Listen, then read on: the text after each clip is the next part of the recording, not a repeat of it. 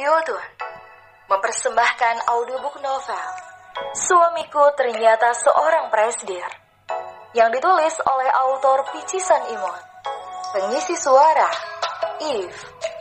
Bagian 2. Mendadak Menikah. Selamat mendengarkan.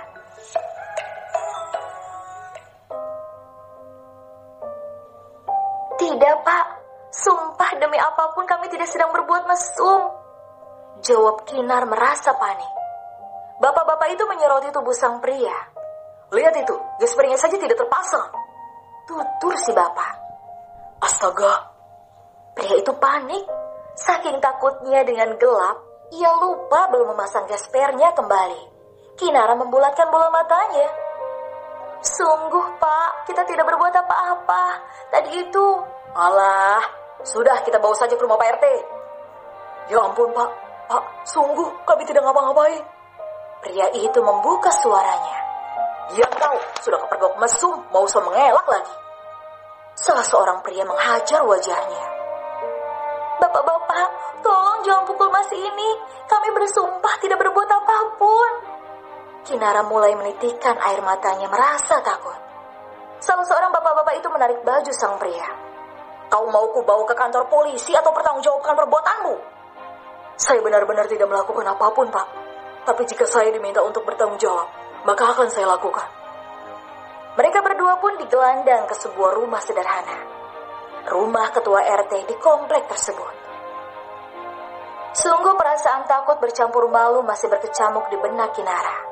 Pria ini sama sekali tidak ia kenal. Namun dengan apesnya dirinya dituduh melakukan tindak asusila di dalam warungnya.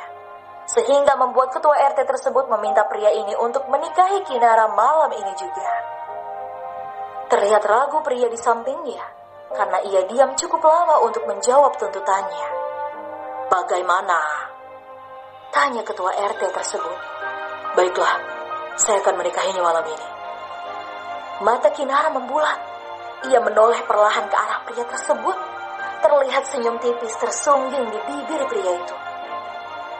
Ya Tuhan, aku memang sudah saatnya menikah, namun tidak dengan cara memalukan ini. Wanita itu menunduk. Terlebih saat pria itu berikrar di hadapan seorang kiai, Pak RT, dan para warga yang turut menjadi saksi. Beberapa di antara mereka juga mengambil foto dengan tawa mengejek. Kinara mengepalkan tangannya. Ia benar-benar ingin merebut ponsel mereka dan membanting. Sekejam itukah mereka menganggap suatu musibah yang tak semestinya menjadi tontonan dan malah justru diabadikan? Kinara sudah tidak bisa menampung air matanya saat semua saksi mengesahkan mereka. Kalian baru sah secara agama ya, belum secara hukum. Akan lebih baik jika kalian mengurus ini ke KUA. Ucap kiai tersebut. Terima kasih Pak Kiai. Ucap pria tersebut. Dia menoleh ke arah Kinara dengan tatapan merasa bersalah. Hingga akhirnya mereka pulang ke rumah Kinara. Sebuah hunian yang bisa dibilang cukup sederhana. Kinara membuka kunci rumahnya. Silahkan masuk, Mas. Titahnya lesu. Pria itu berjalan masuk. Pandangannya terus berkelana. Lalu kembali fokus pada Kinara yang duduk di sofa usang di ruang tamu sederhana itu. Sedikit ragu ia duduk di sebelah Kinara, berjarak hampir 1 meter, mengamati gadis yang masih menangis di sebelahnya. Tangannya sedikit terangkat, namun kembali turun. Ia ingin menenangkan, namun tidak berani. Maafkan saya, Mas. Jujur saya malu karena hal ini. Pria itu diam saja. Saya tahu, ini tidak semestinya terjadi pada kita. Mas bisa menolak saya malam ini juga dan pergi. Pria itu pun mengulurkan tangannya meminta Kinara untuk menjabatnya. Aku Tara. Kinara mengangkat kepalanya. Mas Tara. Pria itu tersenyum.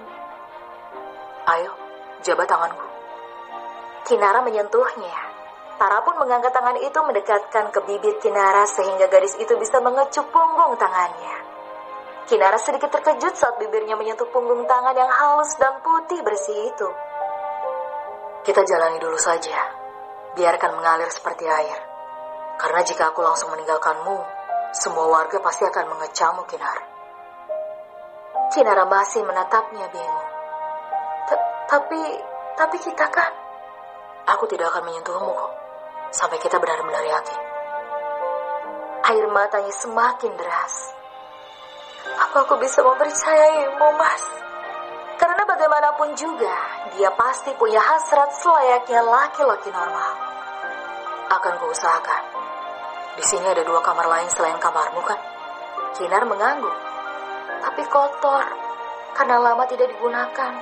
Kamar bekas ayahku. Tara mengusap-usap kepalanya. Kalau begitu, malam ini aku tidur di sofa ini saja. Mas yakin? Iyalah, sangat yakin. Kalau Mas ingin menalak aku beneran tidak apa-apa loh. Soalnya aku cuma gadis penjual kopi.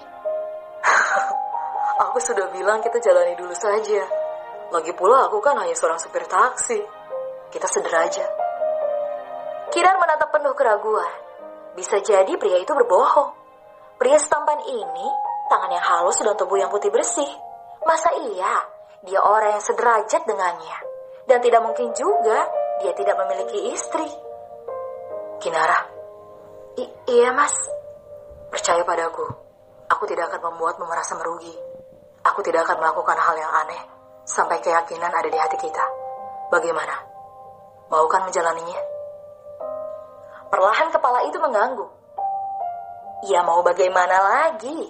Ia juga tidak ingin dihujat banyak orang, bukan? Karena kabar cinta satu malam. Jadi ya sudahlah, jalani saja. Pria ini terlihat tulus juga. Aku agak risih dengan baju basah ini, Kinar. Kau ada baju ganti yang bisa kupinjam?